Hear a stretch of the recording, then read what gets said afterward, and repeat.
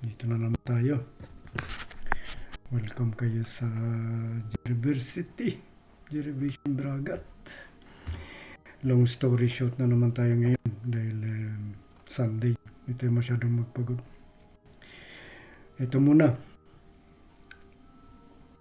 Thank you Lord na naging Sunday uli. At nagbigay halaga at hangin para uli may buga forward sa mga plans or sa mga sino bang kailangan dyan. Gawa tayo ng magagandang araw ngayon para sumaya naman yung Panginoon. Thank you. Amen. So topic lang natin ngayon, diretso na tayo sa topic. Straight to the point. Yung ano nga pala, yung empathy tayo ngayon, empathy. Konting repetition.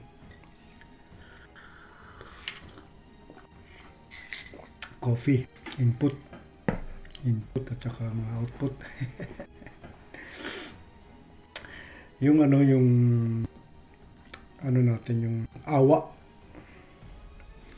Merong iba-ibang mga awa, yung pati kaluoy sa Bisaya. Bonding kasi kami ng sister ko. Dalawang sister ko actually, kahapon. Pumunta kami sa bagong taon niya, lumipat.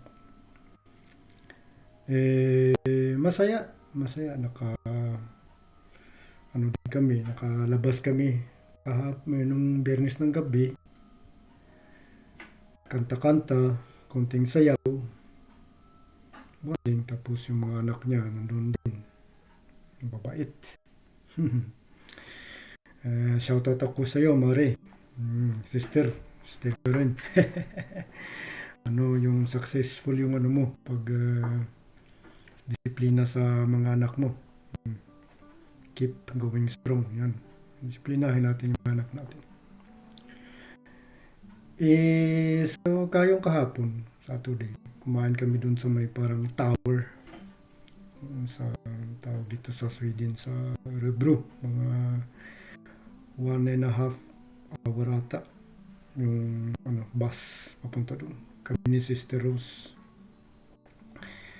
Tapos, yung kahapon ay ko na lang parang shortcut dahil kumain kami doon kasama yung mga anak niya ni isa kong kapatid sa labas. Siyempre masaya talaga bonding ngayon, yung parang compatible yung yung social namin network, yung social bonding. Yung mga parang gathering sa mga originals. Ako, saya talaga. Thank you. Pasalamat ako sa sister na in-invite nyo kami. Pumunta kami dun sa usapan na about dito sa empathy. In-explain ko sa mga anak niya na itong yung maano kayo, pasalamat kayo na mabuti yung ina ninyo. Sa inyo mag-guide. Gawin yung gawin yung parang magandang fuel para maano nyo yung mga tungkulin nyo sa araw-araw at yung dalawa teenager na sila. Yung isang lang 1 year old, older lang ata yung isa sa kay Miguel, anak ko na binata. Sabi ko sa kanila, pero huwag niyong kalimutan yung sarili niyo. Hindi ko ibig sabihin naintindi ko talaga. Hindi ko ibig sabihin na masyado kayong maawa, yung self-pity ba? Masyado kayong maawa sa sarili niyo. Siyempre, kailangan talagang yung pag-awa sa sarili, yung self-pity na yan, ilugar. Yung sinasabing lugar lang. Ilugar nyo na hindi maging negative effect. Yung ano ba, yung parang, ano yung self-care na yan eh. Pag na, ay, huwag ako masyadong, don't be too hard on yourself, yung sinasabi. Tsaka hindi lang sa sarili, maawa rin kayo sa magulang ninyo.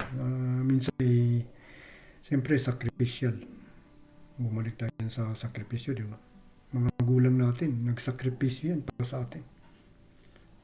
Bigyan nyo ng awa. Kasi pag pinakita nyo yung empathy, awa sa kanila, nagbibigay nagpo-project ng yan. Blessings. Tapos, yun, maintindihan ng, magaling anak, at nakinig ka, at may nababalik ka sa akin.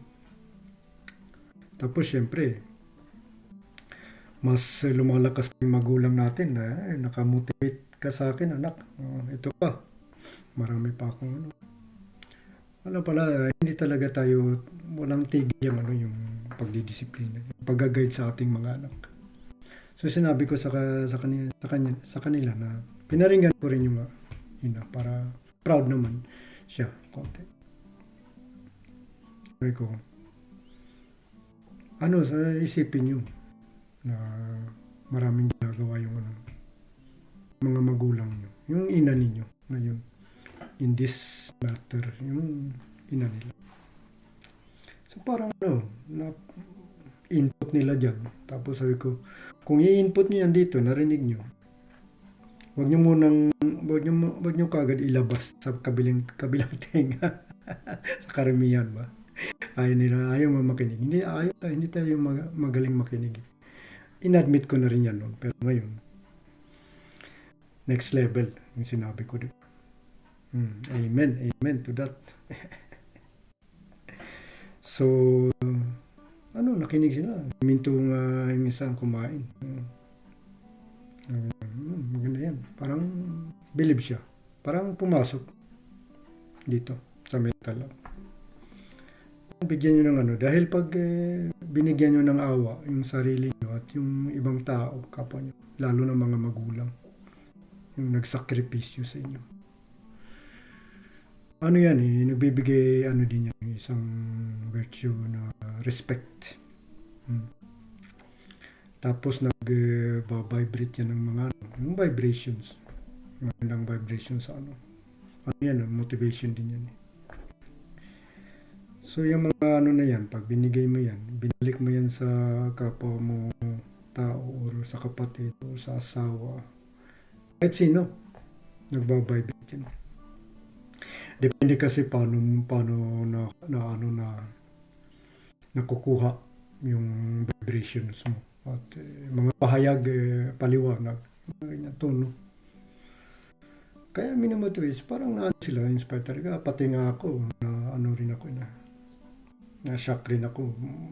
Nasabi ko yun. Pero sa magandang paraan.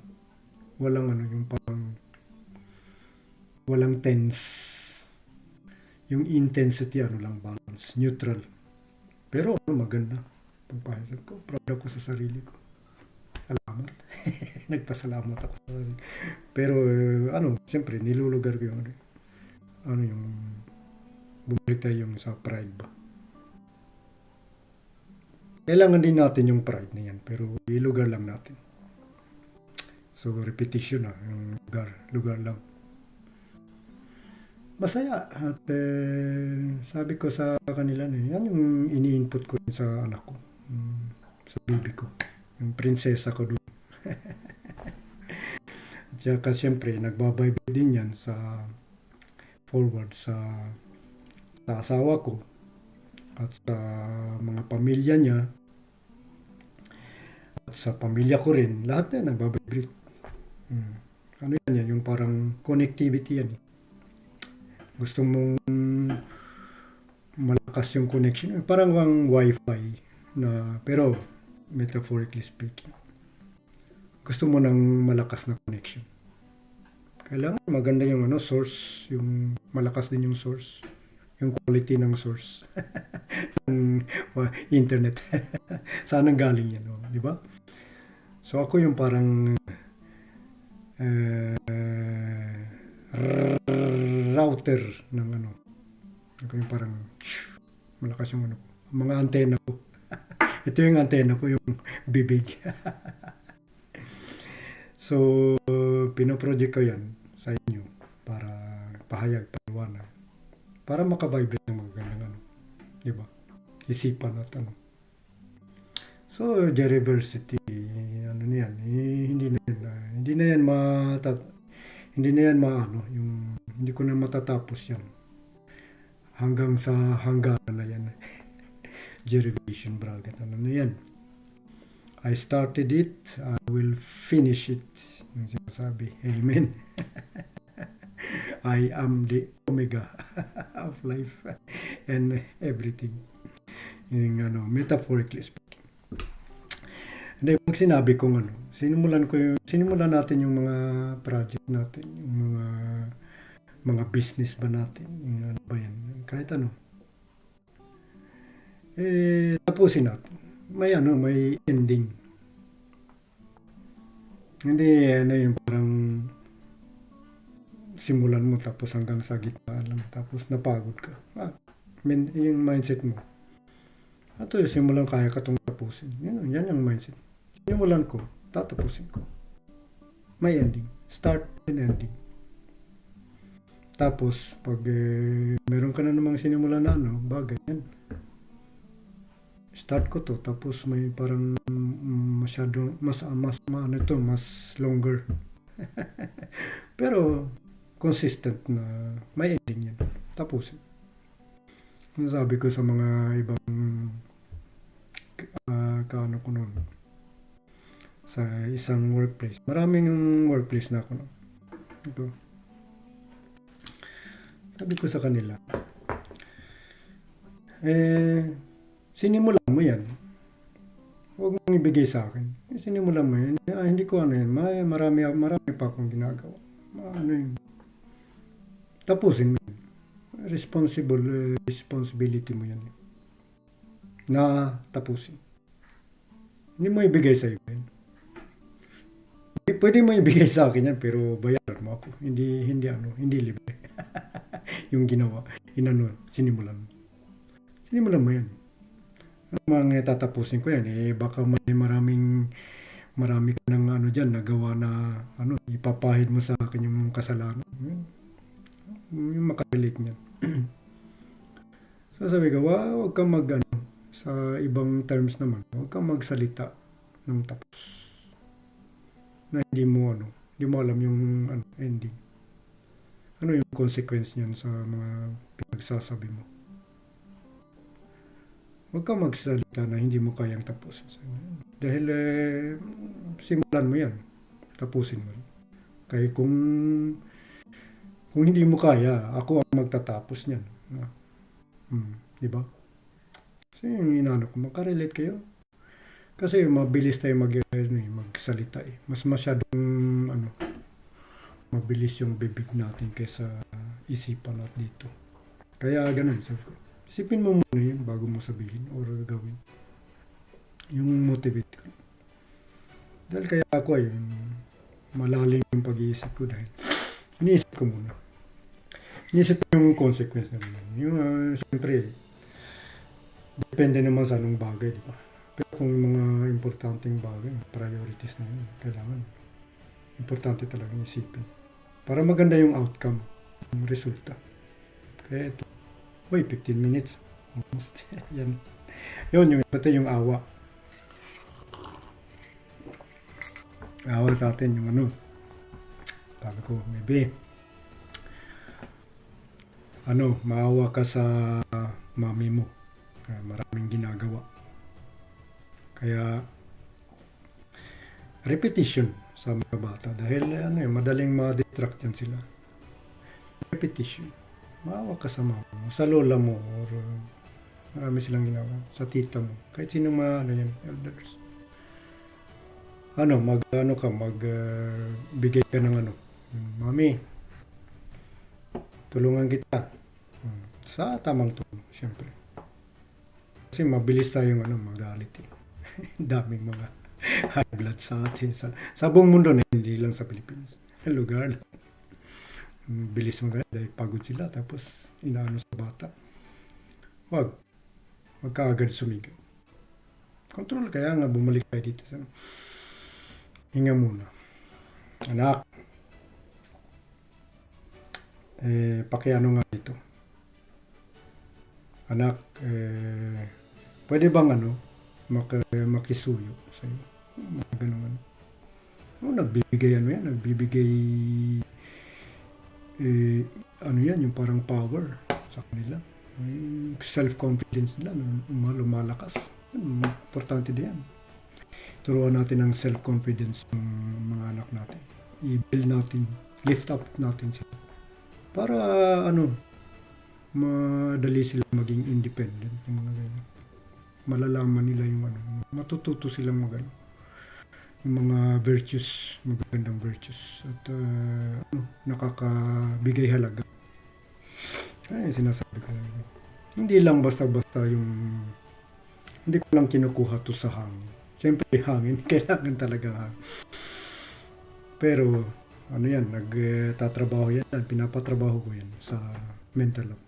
Ayan, kayo, magtrabaho kayo dyan. Bigyan nyo ako ng magandang words. Ipaproject ko yun. Bumalik tayo. Tapos yun. Pipiliin ko. Magagalit ba ako? Hindi. Ba't ko ba ang ganda na ng energy ko sa loob? Ba't ko ba ipapalabas na para bang i-empty mo lahat? Mag-empty ka, syempre. Mag-empty tayo. Kasama, included na rin yung pagdudumi. Empty. Kagagaling ko lang doon. Toing. Thank you. Yan, sa mga fertilizer sa puno. Ang mga halaman dyan. Oh. Back to earth, nature, mother earth. So yan na lang mga kabayan. Kapwa Pinoy. I-relate nyo yan sa buhay. Sa daily nating pasalamat tayo na dumating si Jerry Vision Braga dito sa digital world. Hey. Vibrate, love, peace, and understanding. As always, nasabi ko. This is Jeriversity. The world of Rosauro. Dagat. The Bragat. Tayo, vibrate tayo Positibo lang, huwag masyadong negatibo. Amen, amen. God bless and Godspeed. Thank you.